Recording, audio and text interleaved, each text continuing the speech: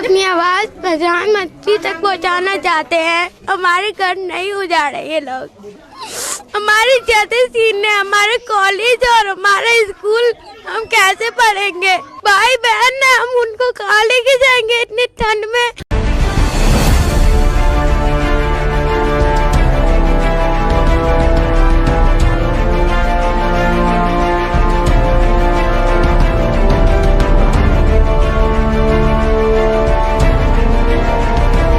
उत्तराखंड के शहर हल्द्वानी में 40,000 ख़ानदानों को मकानात खाली करने का जो नोटिस दिया गया था, उस पर अब सुप्रीम कोर्ट ने स्टे लगा दिया है। वहाँ की क्या सूरत हाल थी ये जानने के लिए एक वफ़द दिल्ली से हल्द्वानी गया था। उस वफ़द के एक रुकन नदीम खान साहब थे। हम जानने की कोशिश करते हैं कि वहाँ क्या सूरत हाल है और मामला क्या है, असल मामला क्या है और किस तरह उसको डील किया जाना चाहिए। नदीम खान साहब, आप ये बताइए कि आप हल्द्वानी जाकर आए हैं। सुप्रीम कोर्ट ने तो अब स्टे दे दिया है, उन लोगों को एक तरह की राहत मिली है, सुकून मिला है। जो 7 दिन के अंदर मकानात ढहाने और ख़ाली करने का हुक्म दिया गया था, उसके बाद तो अब जो है सूरत हाल क्या है और किस तरह क्या मामला क्या था? देखिए, सुप्रीम कोर्ट ने इंटरिम रिलीफ दिया है, तो बार बार जिस तरह से सोशल मीडिया में या बाकी चीज़ों में बात आ रही है कि रिलीफ मिल गया है, स्टे ऑर्डर आ गया, it's a just interim relief till 7th of the Feb। तो पहली बात यह है कि अभी जो है वो सर से मुसीबत टली नहीं है। अगर आप उसको सेलिब्रेट करने लगेंगे तो मुसीबत आपके सर पे अचानक आ जाएगी। सुप्रीम कोर्ट ने कुछ बातें कही हैं। पहली बात, सुप्रीम कोर्ट ने बात कही है ज़मीन के मालिकाना हक़ पर और दूसरी रिहेबिलिटेशन प्लान पर। तो हमें पहली ही बात पर अड़े रहना है कि रेलवे का इस पे कोई मालिकाना हक़ नहीं है। मैंने जो अभी प्रेस कॉन्फ्रेंस में बात कही वो बिल्कुल क्लियर है कि रेलवे ने अपना कभी दावा उस पर पेश नहीं किया, और जब दावा पेश किया तो उसने कहा कि हमारी सिर्फ 19 एकड़ लैंड इंक्रोच्ड है, बाकी हमारी कोई इंक्रोचमेंट नहीं है, और जो ये टोटल मैटर है वो 72 एकड़ का है। तो इसका मतलब दावा किसी का भी ज़मीन में नहीं है। तो जब दावा किसी का नहीं है तो वो कौन उसको रिहेबिलिटेट करेगा? अगर रेलवे की ज़मीन ही नहीं है तो how can railway rehabilitate them? तो ये सवाल बहुत कॉन्ट्रडिक्टरी हैं, और हमें उम्मीद है कि आने वाले दिनों पे इस पे सुप्रीम कोर्ट तफसीली जायज़ा लेगा और हम इसी बात को लेकर आगे पुश करेंगे। 7 पिटिशंस फाइल हुई हैं। We are checking out all the petitions. If it is required और ये ज़रूरत अगर लगेगी तो हम भी एक पिटिशन जो है वो इंटरवेंशन पिटिशन दाखिल करेंगे।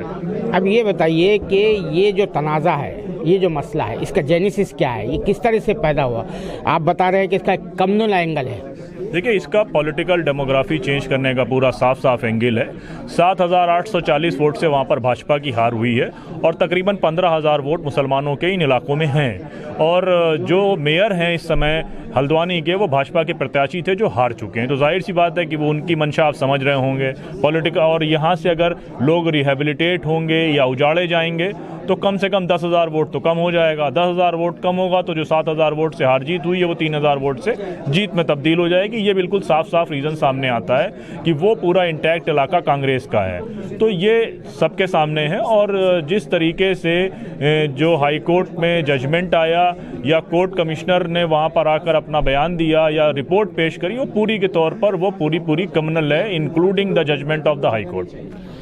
ये आप बता रहे हैं कि वो कानूनी लिहाज से रेलवे का केस बड़ा कमज़ोर है और किस तरह से उसको ट्विस्ट किया गया है, इस पर ज़रा रोशनी डालें। देखिए, रेलवेज ने कभी भी आज तक उसको क्लेम नहीं किया।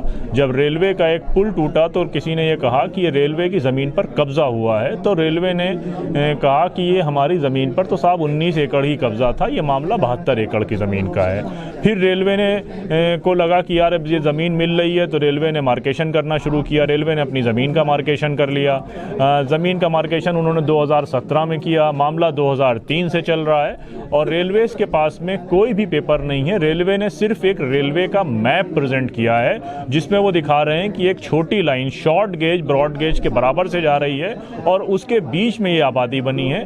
लोकल्स का ये कहना है कि जो आबादी है वो ब्रॉड गेज तो किसी एक ठेकेदार ने अपने माल को ले जाने के लिए डाली थी और उसके बराबर में चिराग अली शाह की मज़ार है, वो उनकी मज़ार 150 साल से ज़्यादा पुरानी है। मस्जिद 100 साल पुरानी है। 80-80 100 साल के मकान हैं। तो वो रेलवे ने कोई पेपर अभी तक कोर्ट में आज तक सबमिट नहीं किया apart from that map.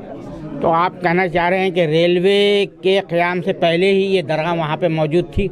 Exactly railway से पहले के इस्टेब्लिशमेंट हैं वहाँ पर। अच्छा, एक चीज़ और ये देखने में आ रही है कि आसाम में भी तकरीबन 5,500 मुस्लिम ख़ानदानों के मकानों को उजाड़ दिया गया है। उज्जैन का मामला है, यूपी में मामला है। तो ये जो बुलडोज़र कल्चर जो है एक नॉर्मल बनता जा रहा है, तो ये इसके पीछे क्या वजूहत क्या इससे है? देखिए, बुलडोज़र कल्चर के पीछे पॉलिटिकल डेमोग्राफी और हेट्रेड अगेंस्ट मुस्लिम है। बुलडोज़र एक उनकी पॉलिटिक्स का नया टूल है। बुलडोज़र एक नया राम मंदिर भी हो सकता है, बुलडोज़र जो है वो एक नया एनआरसी भी हो सकता है। बुलडोज़र उनका एक नया मुद्दा है जिसके तहत वो पॉलिटिक्स करते हैं। इसलिए आपको आसाम में भी बुलडोज़र है, यूपी में बुलडोज़र बाबा हैं, मध्य प्रदेश में बुलडोज़र मामा हैं। तो सब जगह बुलडोज़र की पॉलिटिक्स नज़र आ रही है। बहुत शुक्रिया, बहुत शुक्रिया। ये थे नदीम खान साहब जो हल्द्वानी की सूरत हाल पर रोशनी डाल रहे थे। उनका कहना है कि ये जो है महज कम्युनल पॉलिटिक्स का नतीजा है कि ये वहाँ पर मुसलमानों को उजाड़ने की कोशिश की जा रही है, पॉलिटिकल डेमोक्रेसी